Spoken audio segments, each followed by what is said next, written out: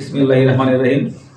Dear learners, welcome to another English classes. Jaman's English Cares. Dear learners, today we are going to learn very important topics of English grammar, finite verb and non-finite verb. And it is one of the most confusing class of English grammar. Dear learners, হয়তো তোমরা বলতে পারো sir এটাকে কেন confusing বললেন?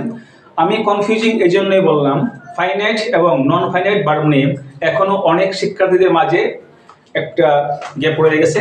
So dear learners, আশা করি আজকের ক্লাসটা তোমরা যদি একটু মনোযোগ দিয়ে করো, আশা করি ফাইনাইট এবং নন ফাইনাইট ভার্ব নিয়ে যে একটা প্রবলেম ছিল আজকের পরে তা থাকবে না। So dear learners, let's started.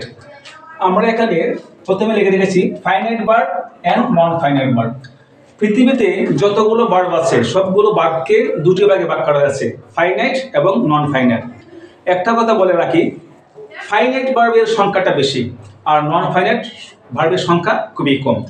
So আজকে যদি আমরা নন ফাইনাইট ভার্ব চিনতে পারি, তো এই নন ফাইনাইট ভার্ব ছাড়া যতগুলো ভার্ব থাকবে সবগুলো হচ্ছে ফাইনাইট ভার্ব।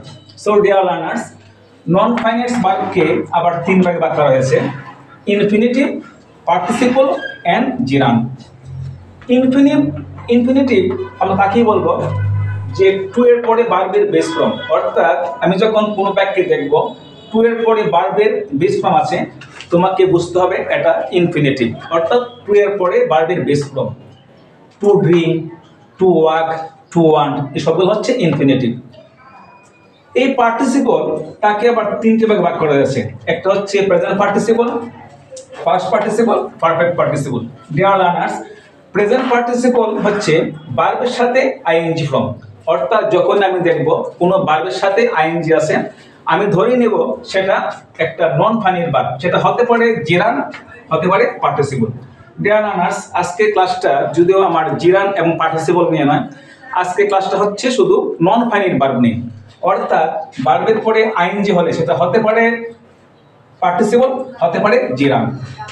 ফার্স্ট পার্টিসিপল অর্থাৎ এটা হচ্ছে ভার্বের বৃত্তি, অর্থাৎ যখনই আমি দেখব কোনো বাক্যে ভার্বের বৃত্তি রয়েছে সেটা হচ্ছে নন ফাইনাইট ভার্ব।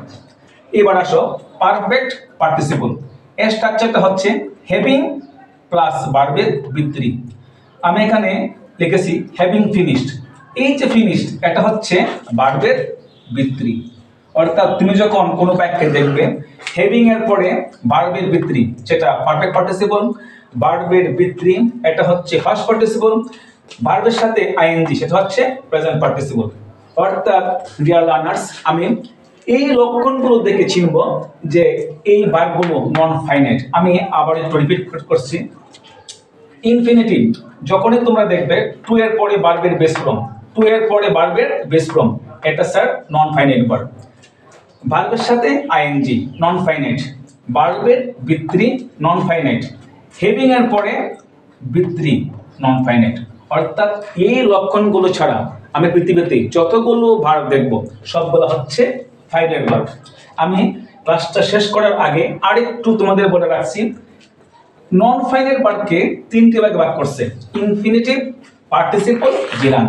স্যার আমি ইনফিনিটিভ কেমনে চিনব? টু এর পরে ভার্বের বেস ফর্ম, টু এর পরে ভার্বের বেস ফর্ম। পার্টিসিপলকে তিনটি ভাগে ভাগ করা আছে, present participle, past participle, perfect participle, ভার্বের সাথে আইএনজি। এবং একটা কথা বলে রাখি, এই পার্টিসিপলগুলো কিন্তু সব সময় কাজ করবে অ্যাডজেক্টিভে। ওকে, এটা কথাটা একটু মাথায় রাখতে হবে, অ্যাডজেক্টিভগুলো কাজ করে অ্যাডজেক্টিভে। পাস্ট পার্টিসিপল ভার্বের বৃত্তি, পারফেক্ট পার্টিসিপল হচ্ছে হ্যাভিং এর পরে বৃত্তি।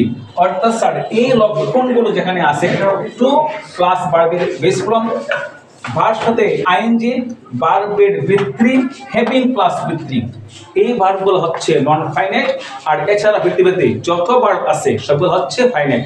ডিয়ার লার্নার্স, আশা করি আজকের ক্লাসের পরে তোমাদের ফাইনাইট এবং নন ফাইনাইট ভার্ব নিয়ে যে কনফিউশন ছিল, আশা করি আজকের পরে তোমাদের অনেকটা সলভ হয়েছে। So dear learners, thanks for watching my video.